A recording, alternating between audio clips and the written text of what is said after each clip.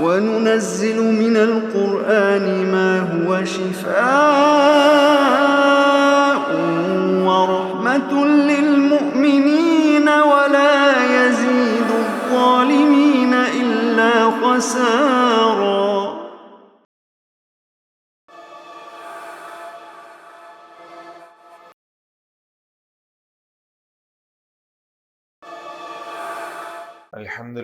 الحمد للہ وحدہ والصلاة والسلام علی من لا نبی بعدہ اما بعد فاعوذ باللہ من الشیطان الرجیم بسم اللہ الرحمن الرحیم سیقول السفہاء من الناس ما ولاهم عن قبلتهم التي كانوا عليها قل للہ المشرق والمغرب یہدی من یشاء الى صراط مستقیم صدق اللہ العظیم رب اشرح لی صدری ویسر لی امری واحلل عقدۃ من لسانی یفقہوا قولی واجعل لی وزیرا من اہلی آمین یا رب العالمین۔ آج ہم اللہ کے نام سے دوسرے پارے کا آغاز کرنے جا رہے ہیں۔ اس دوسرے پارے میں جیسے میں نے کل عرض کیا تھا، بالکل ابتدا میں جو موضوع آیا ہے وہ تحویل قبلہ کا موضوع ہے، یعنی 17 مہینوں کی نماز کے بعد پھر قبلہ تبدیل ہوا ہے اور مسجد اقصیٰ کی بجائے بیت اللہ کی طرف رخ کرنے کا حکم دیا گیا ہے۔ 2 رکوع دوسرے پارے کے آغاز میں آپ کو ملیں گے جو اسی موضوع پر ہیں، اور بہرحال یہ ایک سوال ذہن میں آتا ہے کہ اتنے طویل پیرائے میں اس موضوع پر گفتگو جو قرآن مجید میں ہوئی ہے اس کا کوئی خاص مقصد ہوگا، اور وہ مقصد یہ سمجھ میں آتا ہے کہ خود رسول اللہ صلی اللہ علیہ وسلم کا مزاج مبارک یہ تھا کہ جس بات پر کفار عمل کیا کرتے تھے یا جو ان کی تہذیب سے متعلق سمجھا جاتا تھا اس کی ہر طور سے مخالفت ہو۔ لہٰذا آپ یہ نوٹ فرمائیں کہ جب تک رسول اللہ صلی اللہ علیہ وسلم کا اور مسلمانوں کا قیام مکہ مکرمہ میں رہا ہے، حالانکہ بیت اللہ سامنے موجود تھا لیکن اس وقت تک مسجد اقصیٰ کو قبلہ قرار دیا گیا ہے، اس لیے کہ کہیں یہ سملیرٹی نہ محسوس ہو کہ مشرکین مکہ کا اور مسلمانوں کا قبلہ و کعبہ ایک ہے۔ اور جس وقت رسول اللہ صلی اللہ علیہ وسلم ہجرت کر کے مدینہ منورہ تشریف لے گئے تو آپ صلی اللہ علیہ وسلم کی خواہش یہ تھی کہ قبلہ جو ہے وہ بیت اللہ کی جانب ہو جائے، اس لیے کہ مدینہ منورہ کے رہنے والے لوگ یہودی تھے اور ان یہودیوں کا قبلہ بھی مسجد اقصیٰ تھا۔ گویا اب یہاں پھر ایک مشترک بات محسوس ہوتی تھی کہ یہودیوں کا اور مسلمانوں کا قبلہ ایک ہے۔ تو اللہ کے رسول صلی اللہ علیہ وسلم کا مزاج ہمیں پوری سیرت النبی میں یہ نظر آتا ہے کہ اہل کفر کی مخالفت اختیار کی جائے، خاص طور پہ تہذیبی طور پر۔ ہمارے ہاں ذرا معاملہ اور ہے، ہم کوشش کرتے ہیں کہ مشترکات ڈھونڈے جائیں اور نہ ہو تو پیدا کرنے کی کوشش کی جائے۔ اللہ کے رسول صلی اللہ علیہ وسلم نے مسلمانوں میں اور اہل کفر میں، اہل اسلام میں اور اہل کفر میں کوئی مشترک شے چھوڑی نہیں تھی، تاکہ بالکل واضح ہو جائے کہ اسلام ایک الگ دین ہے، دوسرے ادیان سے اس کا تعلق نہیں ہے۔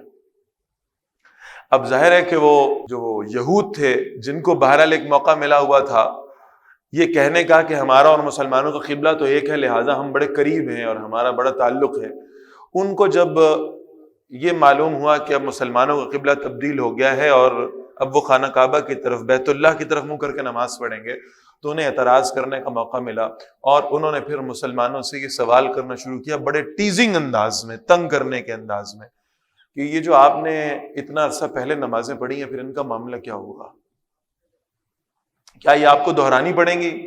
کیا ان کا کوئی فدیہ دینا پڑے گا، کوئی کفارہ ادا کرنا پڑے گا؟ اور یہ بھی ذہن میں رکھنا چاہیے کہ حضرات صحابہ کرام رضوان اللہ علیہم اجمعین یہ اپنی نمازوں کے حوالے سے بہت زیادہ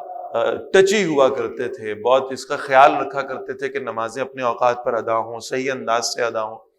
لہذا جب ان کے سامنے یہ بات آئی کہ پچھلی نمازوں کا کیا معاملہ ہوگا تو ایک پریشانی اور فکر ان کے دلوں میں آئی، اور اس کا اب جواب دیا گیا اس طویل پیرائے کے اندر۔ فرمایا گیا سیقول السفہاء من الناس، ان قریب کچھ احمق لوگ یہ کہیں گے، ما ولاہم عن قبلتہم التی کانوا علیہا، کس چیز نے انہیں پھیر دیا ان کے اس قبلے سے جس پر وہ پہلے سے موجود تھے؟ قل للہ المشرق والمغرب، اے نبی صلی اللہ علیہ وسلم فرمائیے یہ مشرق و مغرب تو اللہ ہی کے لیے ہے. یہدی من یشاء الی صراط مستقیم، اللہ جسے چاہتے ہیں سیدھے راستے کی طرف ہدایت نصیب فرما دیتے ہیں. وکذالک جعلناکم امۃ وسطا، اور اسی طرح اے مسلمانوں ہم نے تمہیں بہترین امت بنایا ہے. لتکونوا شہداء علی الناس، تاکہ تم لوگوں پر گواہ بن جاؤ. ویکون الرسول علیکم شہیدا، اور خود رسول صلی اللہ علیہ وسلم تم پر گواہ بن جائیں. حضور صلی اللہ علیہ وسلم کی گواہی اس شے کی کہ آپ صلی اللہ علیہ وسلم نے اپنی امت تک دین کا پیغام صحیح انداز میں پہنچا دیا، اور امت کی گواہی اس شے کی کہ اب امت کی ذمہ داری ہے کہ یہ آگے آنے والوں تک اس دین کے پیغام کو صحیح طور پر پہنچائیں. وما جعلنا القبلة التي كنت عليها، اور ہم نے وہ مقرر نہیں کیا تھا قبلہ یعنی بیت المقدس آپ صلی اللہ علیہ وسلم جس پر تھے، الا لنعلم، مگر اس لیے کہ ہم ظاہر کر دیں، من يتبع الرسول ممن ينقلب على عقبيه، کون رسول اللہ صلی اللہ علیہ وسلم کی پیروی کرتا ہے اس کے مقابلے میں جو آپ صلی اللہ علیہ وسلم کی پیروی کو ترک کر دیتا ہے، منہ موڑ لیتا ہے. یہاں یہ بات بڑی اہم ہے کہ دیکھیں یہ بیت اللہ کی طرف اپنا چہرہ موڑنے کا اور اسے قبلہ بنانے کا حکم تو قرآن میں آیا ہے، مسجد اقصیٰ کی طرف چہرہ کرنے کا حکم قرآن مجید میں کہیں نہیں ہے. اور مکہ مکرمہ میں جب تک مسلمان تھے اس وقت تک بیت اللہ کی بجائے بیت المقدس کی طرف اپنا چہرہ کرنا اور اس کی طرف نماز پڑھنا، اس رخ کو اختیار کرنا، یہی رسول اللہ صلی اللہ علیہ وسلم کی طرف سے بتایا گیا تھا. تو اس کی وجہ بتا دی گئی ہے، اور وہ وجہ یہ ہے کہ اللہ فرما رہے ہیں ہم دیکھنا چاہتے تھے کون کون ہے جو رسول اللہ صلی اللہ علیہ وسلم کی بات کی اتباع کرتا ہے. صرف قرآن کے دلائل نہیں بلکہ اللہ کے رسول صلی اللہ علیہ وسلم کی بات بھی اتنی ہی معتبر ہے، اس لیے کہ اہل السنہ والجماعہ کے ہاں آپ صلی اللہ علیہ وسلم کے قول کو بھی وحی خفی کی حیثیت حاصل ہے. آپ صلی اللہ علیہ وسلم نے دین سے متعلق جو کچھ فرمایا اپنی مرضی سے نہیں بلکہ اللہ کے حکم سے فرمایا. وَإِن كَانَتْ لَكَبِيرَةً إِلَّا عَلَى الَّذِينَ هَدَى اللَّهُ، بلا شبہ یہ بڑا بھاری حکم تھا سوائے ان لوگوں کے لیے جنہیں اللہ نے ہدایت دی تھی. وَمَا كَانَ اللَّهُ لِيُضِيعَ إِيمَانَكُمْ، اور ایسا نہیں ہے کہ اللہ تمہارے ایمان کو ضائع کر دے. ان اللہ بالناس لرؤوف الرحیم، بے شک اللہ لوگوں پر بہت مہربان اور ہمیشہ رحم فرمانے والا ہے. قد نرى تقلب وجهك في السماء، یہ ہے رسول اللہ صلی اللہ علیہ وسلم کی عظمت پر ایک بہت بڑی دلیل. ظاہر ہے کہ اللہ چاہتے تو اللہ تعالیٰ ڈائریکٹ ایک حکم دیتے اور قبلہ تبدیل ہو جاتا، لیکن آپ دیکھیے کہ رسول اللہ صلی اللہ علیہ وسلم کی عظمت کے اظہار کے لیے اللہ تعالیٰ نے پہلے نبی اکرم صلی اللہ علیہ وسلم کے دل میں یہ بات ڈالی ہے کہ قبلہ تبدیل ہونا چاہیے، پھر اس کی شدت آپ صلی اللہ علیہ وسلم کے دل میں پیدا فرمائی، پھر آپ صلی اللہ علیہ وسلم جو بار بار آسمان کی طرف اپنا چہرہ کر کے دیکھتے تھے اس کو موضوع بنایا ہے اللہ نے. قد نرى تقلب وجهك في السماء، اے نبی صلی اللہ علیہ وسلم ہم آپ کے چہرے کا بار بار آسمان کی طرف اٹھنا دیکھتے ہیں. فَلَنُوَلِّيَنَّكَ قِبْلَةً تَرْضَاهَا، تو ہم آپ کو اس قبلے کی طرف پھیر دیں گے جسے آپ پسند کرتے ہیں. فیصلہ اللہ کا ہی ہے لیکن اسے رسول اللہ صلی اللہ علیہ وسلم کی رضا کے ساتھ منسوب کیا ہے اللہ. فَوَلِّ وَجْهَكَ شَطْرَ الْمَسْجِدِ الْحَرَامِ، تو آپ اپنے چہرے کو مسجد حرام کی طرف پھیر لیجئے. حیث ما کنتم، اور اے مسلمانوں جہاں کہیں بھی تم موجود ہو، فولوا وجوہکم شطرا، تو تم بھی اپنے چہروں کو مسجد حرام کی طرف پھیر لو. روایات میں آتا ہے کہ جہاں کہیں پر مسلمان موجود تھے یہ اطلاع پہنچی، اور اگر مسلمان نماز کی حالت میں تھے تو انہوں نے اس نماز کو اس کے اختتام کا انتظار نہیں کیا بلکہ نماز کے دوران ہی اللہ کے اور اللہ کے نبی صلی اللہ علیہ وسلم کے حکم کی ایسے اطاعت کی ہے کہ نماز کے دوران اپنے چہروں کا رخ مسجد اقصیٰ کی بجائے مسجد حرام کی طرف پھیر لیا ہے. یہ ہے جذبہ اطاعت. وَإِنَّ الَّذِينَ أُوتُوا الْكِتَابَ، اور بے شک وہ لوگ جنہیں کتاب دی گئی ہے، لَيَعْلَمُونَ أَنَّهُ الْحَقُّ مِنْ رَبِّهِمْ، یقیناً وہ جانتے ہیں کہ یہ ان کے رب کی طرف سے برحق ہے. وَمَا اللَّهُ بِغَافِلٍ عَمَّا يَعْمَلُونَ، اور جو عمل وہ کر رہے ہیں اللہ اس سے بے خبر نہیں ہے. وَلَئِنْ آتَيْتَ الَّذِينَ أُوتُوا الْكِتَابَ بِكُلِّ آيَةٍ، اور اے نبی صلی اللہ علیہ وسلم اگر آپ ان اہل کتاب کے پاس ہر قسم کی نشانی لے آئیں، معجزے لے آئیں، ما تبعوا قبلتک، وہ آپ کے قبلے کی پیروی نہیں کریں گے، وما انت بتابع قبلتہم، اور آپ بھی ان کی قبلے کی پیروی کرنے والے نہیں ہیں۔ یعنی یہ سمجھیں کہ اگر انہیں صرف مشترکات کی تلاش ہے، اگر یہ صرف سملیرٹیز ڈھونڈتے ہیں، اگر یہ چاہتے ہیں کہ ہمارے پاس ایک نقطہ آ جائے کہ مسلمانوں میں اور ہم میں ایک بات کامن ہے، تو بجائے اس کے کہ مسلمانوں کو اپنے قبلے کی طرف پھیریں، خود کو نہیں مسلمانوں کے قبلے کی جانب ہو جاتے، خود اپنا رخ کیوں نہیں پھیر لیتے؟ اگر یہ چاہتے ہیں کہ اہل اسلام کو ان کے دین سے پھیر کر یہودیت کی طرف لے آئیں، تو خود کیوں نہیں یہ اسلام قبول کر کے ان کے ساتھ مل جاتے؟ تو فرمایا یہ اپنا قبلہ نہیں چھوڑیں گے، اس لیے آپ کو بھی چاہیے آپ بھی اپنے قبلے کو نہ چھوڑیں، اس کی طرف سے رخ نہ پھیریں۔ وما بعضهم بتابع قبلة بعض، اور نہ ہی ان میں سے کچھ دوسروں کے قبلے کی پیروی کرنے والے ہیں۔ وَلَئِنِ اتَّبَعْتَ أَهْوَاءَهُمْ، اور اے نبی صلی اللہ علیہ وسلم بالفرض، یہ وہی موضوع ہے جو کل ہم نے پہلے پارے میں ڈسکس کیا تھا، بالفرض اگر آپ نے ان کی خواہشات کی پیروی کی، من بعد ما جاءک من العلم، اس کے بعد کہ آپ کے پاس علم آ چکا ہے، انک اذا لمن الظالمین،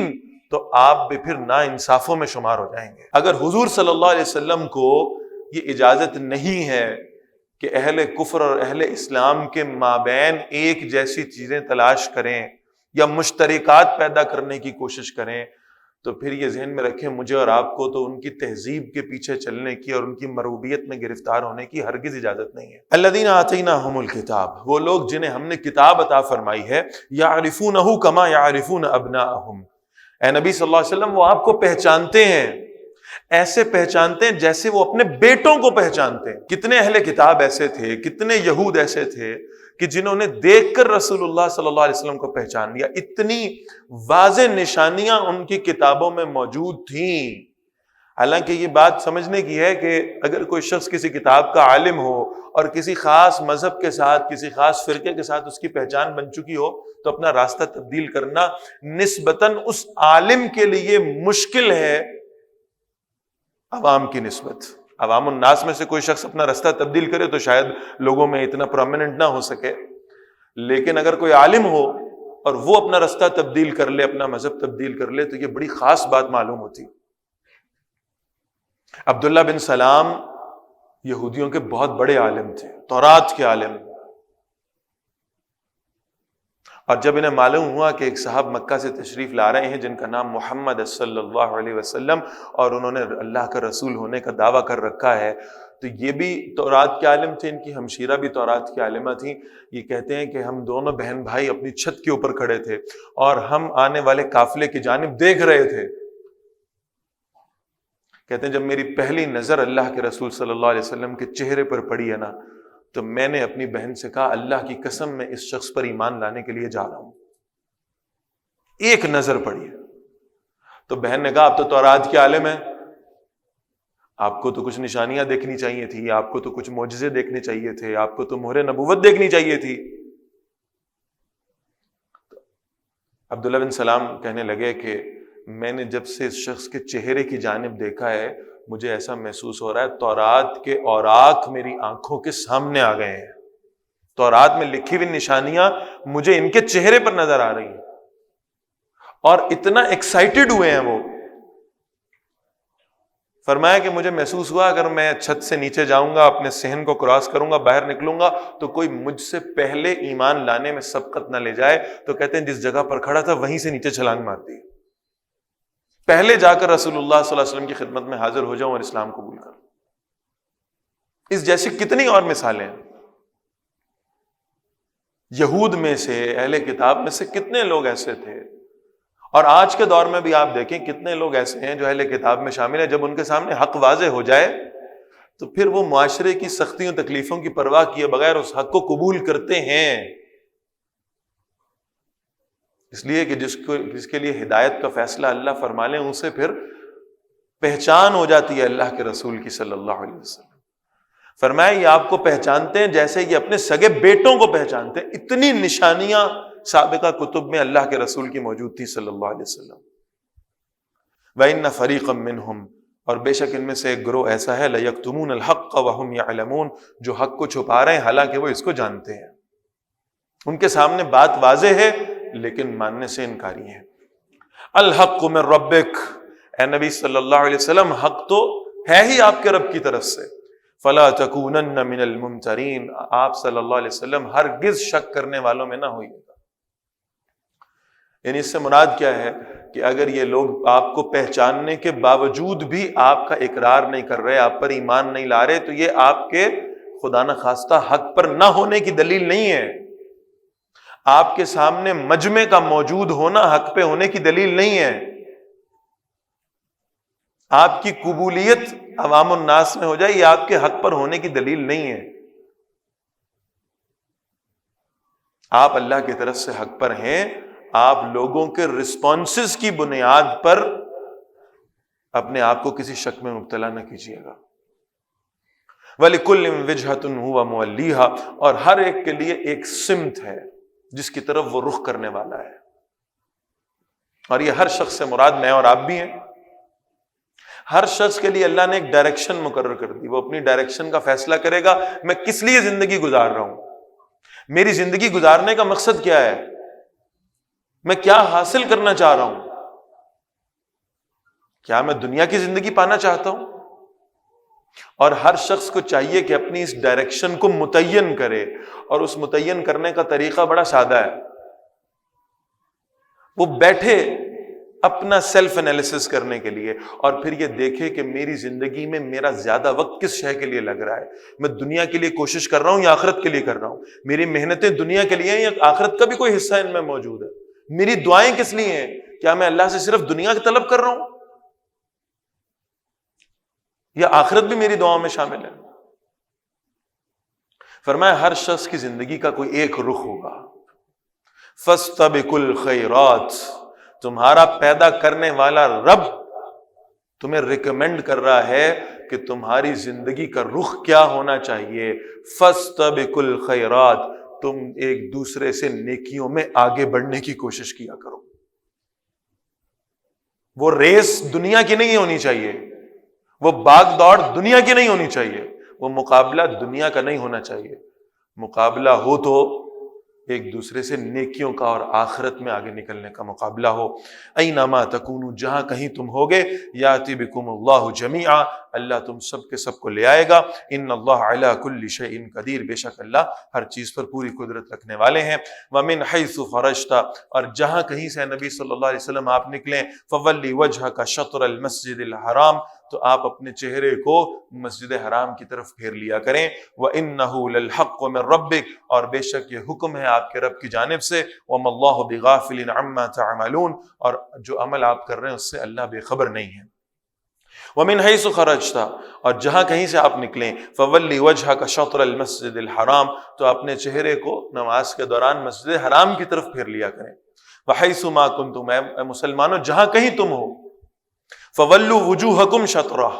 تو اپنے چہروں کو نماز کے دوران مسجد حرام کی طرف پھیر لیا کرو۔ لِأَلَّا يَكُونَ لِلنَّاسِ عَلَيْكُمْ حُجَّةٌ، تاکہ لوگوں کے پاس تمہارے خلاف کوئی دلیل نہ ہو، إِلَّا الَّذِينَ ظَلَمُوا مِنْهُمْ، سوائے ان کے جو ان میں سے ظلم کرنے والے ہوں، زیادتی کرنے والے ہوں۔ مراد یہ ہے کہ مسلمانوں میں اتحاد و اتفاق، اس کا مظاہرہ یہ ہوگا کہ مسلمان دنیا کے جس خطے میں بھی ہوں، جس بھی اسکول آف تھاٹ سے تعلق رکھتے ہوں، جس بھی رنگ و نسل سے تعلق رکھتے ہوں، جو بھی زبان بولتے ہوں، جب بھی نماز کا وقت آئے گا وہ اپنے چہروں کو مسجد حرام کی طرف پھیر کر یہ بتائیں گے ہم ایک ملت ہیں، ہم ایک امت ہیں۔ فلا تخشوہم واخشونی، اللہ فرما رہے ہیں ان سے نہ ڈرو،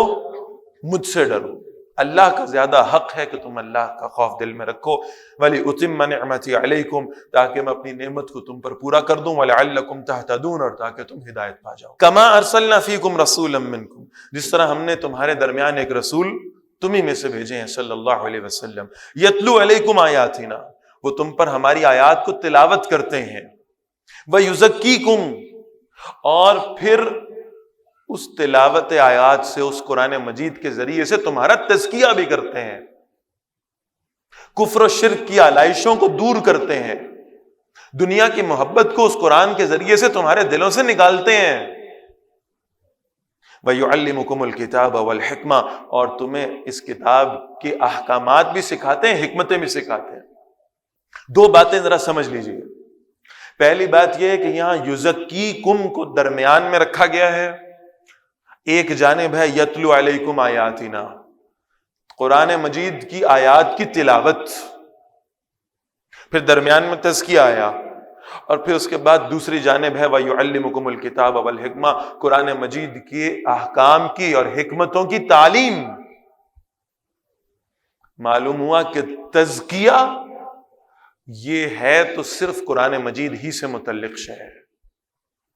تلاوت آیات بھی تزکیہ کا سبب ہے، اور پھر ان کی تعلیم و تعلم کا معاملہ بھی انسان کو پاک صاف کرتا ہے، اس کے دل کی طہارت کا سبب ہے۔ وَيُعَلِّمُكُم مَّا لَمْ تَكُونُوا تَعْلَمُونَ، اور اللہ کے نبی صلی اللہ علیہ وسلم تمہیں وہ سکھاتے ہیں جو اس سے پہلے تم جانتے نہیں تھے۔ صرف کتاب تمہارے پاس ہوتی اور حضور صلی اللہ علیہ وسلم کی تعلیمات خدا نخواستہ نہ ہوتی تو تم اللہ کی کتاب کو سمجھ ہی نہیں سکتے تھے۔ لہٰذا کتاب پہنچانے کا ذمہ نہیں ہے صرف رسول اللہ کا صلی اللہ علیہ وسلم، بلکہ سکھانے کا ذمہ بھی ہے، اور امت کتاب اللہ کو سیکھ ہی نہیں سکتی، سمجھ ہی نہیں سکتی جب تک کہ رسول اللہ صلی اللہ علیہ وسلم کی ہدایات سے استفادہ نہ کر سکتے۔ فَاذْكُرُونِي أَذْكُرْكُمْ، بہت خوبصورت حصہ ہے قرآن مجید کا جو شروع ہو رہا ہے۔ اللہ فرما رہے ہیں میرے بندو تم مجھے یاد کیا کرو، میں تمہیں یاد رکھوں گا۔ بھئی یہ نسیان، یہ بھول جانا، یہ تو انسانوں کی کمزوری ہے، اللہ کے ہاں تو نہیں ہے، اللہ تو اس سے پاک ہے۔ لیکن توجہ دلائی جا رہی ہے اللہ کے بندوں کو کہ تم اللہ کو یاد کیا کرو، اللہ کا ذکر کیا کرو، اللہ کو بھول نہ جایا کرو، اللہ بھی تمہیں یاد رکھیں گے۔ اور یہاں اللہ کے یاد رکھنے سے مراد یہ ہے کہ اللہ تعالیٰ تم پر خاص نظر کرم فرمائیں گے۔ وَاشْكُرُوا لِي وَلَا تَكْفُرُونَ، اور اللہ فرما رہے میرا شکر ادا کیا کرو، میری ناشکری نہ کیا کرو۔ جب جب تم اللہ کا ذکر کرو گے، جب جب تم اللہ کو یاد کرو گے تو تمہیں اللہ کی نعمتیں یاد آئیں گی، اللہ کے احسانات یاد آئیں گے، اور تمہارے دل میں اس احسان کا جذبہ پیدا ہوگا جس کا لازمی نتیجہ یہ ہے کہ تم اللہ کا شکر ادا کرو۔